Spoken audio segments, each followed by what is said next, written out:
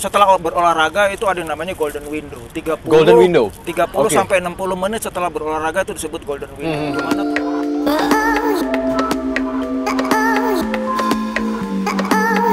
Hai, welcome back to Elmen YouTube channel. Apa kabar semuanya? Senang sekali hari ini gue Ivan Kabul bisa ketemu kalian semua. Dan pagi ini gue lagi di Gor Sumantri Kuningan. Dan gue baru tahu banget ternyata di sini setiap pagi rutin orang-orang berlari pagi sebelum mereka pada berangkat ke kantor. Nah, ngomong-ngomong soal lari, hari ini gue pengen bahas 5 kesalahan yang sering orang lakukan ketika berlari. Nah, mungkin banyak dari kita yang suka nih lari-lari, tapi mungkin juga kita berasa, kok kayaknya gue berasa nggak mendapat manfaat langsung gitu dari berlari. Jadi apa aja 5 kesalahan itu? Check this out.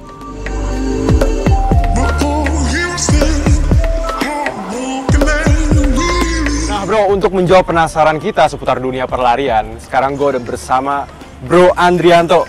Apa kabar bro? Baik. Oke bro, bisa diceritain nggak buat teman-teman penonton YouTube sekarang sebenarnya Bro Andri kesibukannya ngapain dan gimana sih petualangan di seputar perlarian tuh kayak gimana selama ini? Ya, saya sehari-hari sebagai pelatih. Lari, ada banyak pelari yang latihan sama saya. Jadi dan untuk persiapan maraton segala macam. Maraton. Ya hampir tiap hari saya berurusan dengan para pelari gitu. Pelarinya kebanyakan adalah pelari kantoran. Ya. Oh jadi mereka biasa lifestyle-nya tuh adalah pagi-pagi lari dulu, bareng Bang Andri di sini dilatih, habis itu langsung ke kantor. Gitu. Jadi gini, hari ini kita pengen ngebahas sebenarnya mengenai 5 kesalahan orang dalam berlari. Karena mungkin banyak di antara kita yang, oh larinya nih seneng lari, tapi kok kita nggak berasa ada manfaat secara langsung buat hidup kita gitu loh. Nah apa nih, kira-kira 5 kesalahan kira-kira apa nih yang pertama? Yang paling pertama adalah kecepatan bukan segalanya. Kecepatan bukan segalanya. Para pelari biasanya berpikir bahwa apalagi kalau mereka baru memulai, mereka selalu ingin berlari secepat-cepatnya.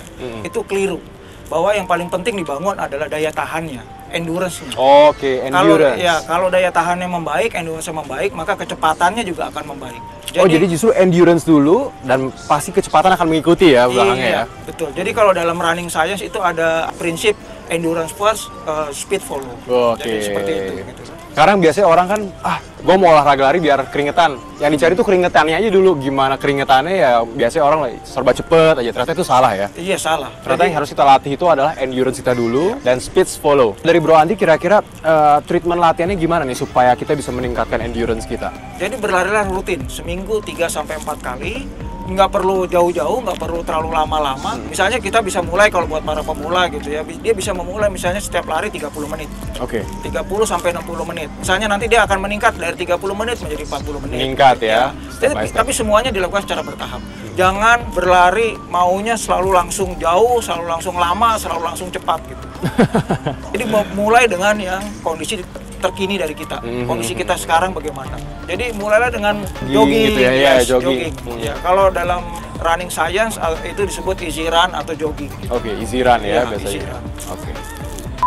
Nah, poin yang kedua. Jadi kita dalam berlari kita menggunakan aparel dan sepatu yang tepat. Gunakan pakaian yang dapat melepas panas lebih cepat karena pada saat berlari tubuh kita tuh akan meningkat suhu tubuhnya. Nah, kalau pakaiannya tidak mendukung maka tubuh kita akan semakin panas. Kalau tubuhnya terlalu panas maka performanya akan menurun. Oh, jadi kita sirkulasi panasnya harus kita atur ya? Iya betul. Nah, buat para hijaber gitu ya, meskipun dia tertutup tapi dia bisa menggunakan pakaian yang juga bisa melepas panas. Sekarang sudah banyak. Misalnya, ada tersedia ya? Ada tersedia. Okay. Ada beberapa sport apparel brand yang juga memproduksi hijab khusus buat olahraga. Oke. Itu juga sudah ada. Baik yang merek internasional maupun yang merek lokal. Itu sudah ada. Semua tetap harus diusahakan memilih pakaian yang nyaman. Nomor 1 tetap nyaman. Satu nyaman. Nomor 2 cepat melepas panas. Yang kedua adalah cepat melepas panas. Ya, kalau untuk sepatu kita memilih sepatu yang khusus untuk sepatu lari. Jadi setiap produsen sepatu dia memproduksi sepatu sesuai dengan jenis olahraganya. Jadi jangan sepatu yang lain kita pakai buat lari gitu ya? Karena kalau misalnya kita lari di tempat yang keras seperti di aspal, kalau kita memakai sepatu yang tidak baik, tidak mendukung, maka akan mudah cedera juga. Pada saat berlari, tubuh kita tuh membawa beban 3 kali dari tubuh kita. 3 kali? 3 kali, minimum 3 kali. Jadi 3 sampai 5 kali. Jadi kalau misalnya berat badan kita 60 kg, maka sekali melangkah kita akan menahan 180 kg. Bebannya ya? Satu langkah. Kalau 2 langkah, kiri dan kanan, maka menjadi 360 kg. Itulah yang akan ditahan oleh kaki kita. Oke. Nah, kalau sepatunya tidak cukup baik, maka benturan kaki kita ke running surface-nya, misalnya kalau kita lari di aspal, maka itu akan semakin keras. Nah, kalau mengenai cara pakainya sendiri, ada nggak ketentuan tertentu kalau supaya kita berlari lebih enak? Ikat tali sepatunya mungkin? Jadi memakai sepatu itu tidak boleh terlalu kencang, tapi juga tidak boleh terlalu pelan. Kalau dia terlalu kencang, kita bisa cedera juga. Iya, iya. Sering beberapa kali kejadian otot mengalami cedera karena mengikat tali sepatunya terlalu kencang. Oke. Kalau terlalu pelan juga sepatunya bisa copot. Iya. Selain itu juga kita saat memilih sepatu ya, ini juga penting gitu loh. Karena apa? Karena kalau saat memilih sepatu kita sebaiknya satu nomor lebih besar. Lebih besar ya, jadi ada spare gitu. Ya, minimal ada jarak antara ujung jari kita dengan sepatu supaya pada saat dipakai tidak ada tumpuran di dalam sepatu itu sendiri antara jari-jari kita dengan sepatunya gitu. Jadi lari itu harus rileks. Harus rileks? Ya, harus rileks. Berarti sebenarnya kita lari tuh nggak perlu effort berarti ya? Sebetulnya lari ini adalah suatu aktivitas purba gitu loh.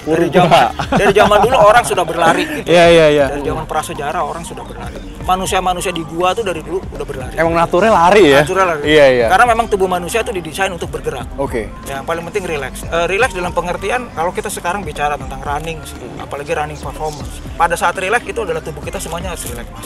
Iya. Jadi tangan juga nggak boleh terlalu tegang gitu ya. Jadi mesti rileks, pundaknya mesti rileks, ya.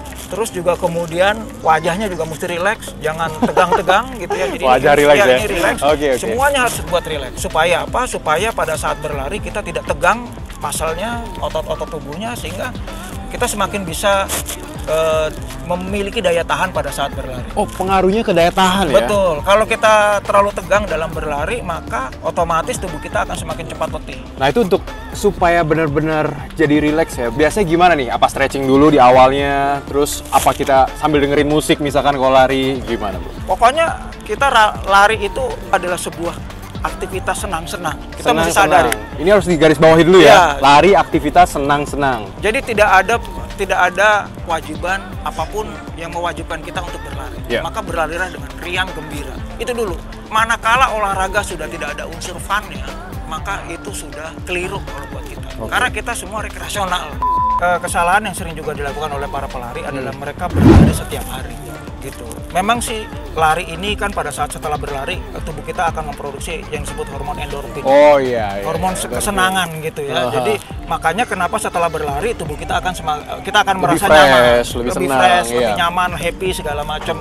Nah, kondisi begini seringkali membuat orang atau pelari pemula biasanya adalah berlari setiap hari. Padahal ini keliru. Padahal keliru. Kita jangan berlari setiap hari. Kita harus ada istirahatnya. Saya sarankan untuk para pemula sebaiknya berlari 3-4 kali seminggu. Itu sudah seminggu 3-4 kali ya? Iya, jadi Selasa lari, Rabu istirahat, Kamis lari, Jumat istirahat, Sabtu dan Minggu boleh lari secara berturut-turut tetapi diatur waktunya.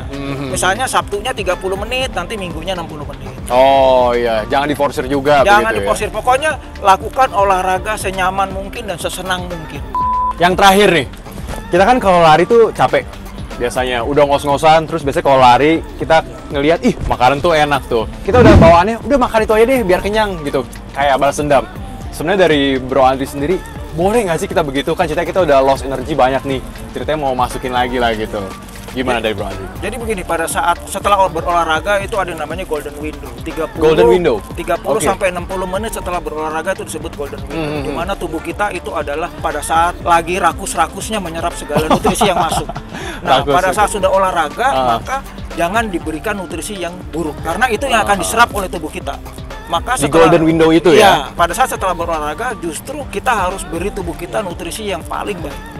Nah dari Bro Andri, kira-kira ada rekomendasi nggak? Nutrisi apa sih yang sebenarnya harus kita prioritaskan setelah di golden window itu? Jadi kita harus kecukupan karbohidrat dan protein. Karbohidrat itu untuk mengganti segala energi yang kita pakai kan. Kita waktu berolahraga kita menggunakan karbohidrat dan lemak, maka karbohidratnya harus kita ganti. Protein itu gunanya lebih kepada untuk memulihkan otot-otot yang mungkin rusak ya dipakai pada saat berolahraga.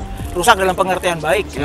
Nah maka itu harus kita perbaiki. Perbaikinya melalui protein. Maka kecukupan karbohidrat dan protein setelah berolahraga itu sangat penting supaya besoknya kita bisa lebih bugar karena makanan itu juga nutrisi itu juga membantu proses recovery. Ya, jadi salah satu kunci kecepatan recovery itu adalah dari nutrisinya. Oke, Bro Andri, thank you banget waktunya. Sama-sama, ini informasinya bermanfaat banget buat kita-kita yang suka olahraga, terlebih yang hobinya hobi lari nih ya supaya bisa melakukan lari yang bermanfaat, yang benar dan pasti bikin sehat. Nah, Bro Andri, kira-kira kalau teman-teman ada yang mau nanya-nanya lebih lanjut nih tentang dunia perlarian, bisa hubungi Mas Andri? Oh ya, saya bisa di DM lewat akun Instagram saya. Di DM. Andri_Instagram. Andri_Instagram. Siap. Jadi buat bro-bro yang lagi nonton dan pengen nanya-nanya nih, gali lebih lanjut tentang dunia perlarian, boleh langsung DM ke Andri_Instagram. Siap. Thank you, Bro Andri. Ya. Thank you. You're like a circle that floats around me, keeping me safe and sound. And when I fall, you tied a rope to me. Nah bro, itu dia keseruan gue hari ini. Gue udah lari pagi di Gor Sumantri Kuningan dan juga tadi udah sempet ngobrol-ngobrol inspiratif sama Bro Andri. Jadi buat kalian nih bro-bro sekalian yang pecinta lari, jangan lupa supaya kita bisa terus always strong, kita juga harus seimbangkan hidup kita dengan nutrisi yang pasti berguna bagi tubuh. Nah teman-teman, jangan lupa komen, like, share, subscribe karena Elmen setiap minggunya akan menghadirkan video mengenai gaya hidup sehat yang pastinya inspiratif buat kita semua. Oke, see you on next video. Bye-bye. Yes, I'm the winner.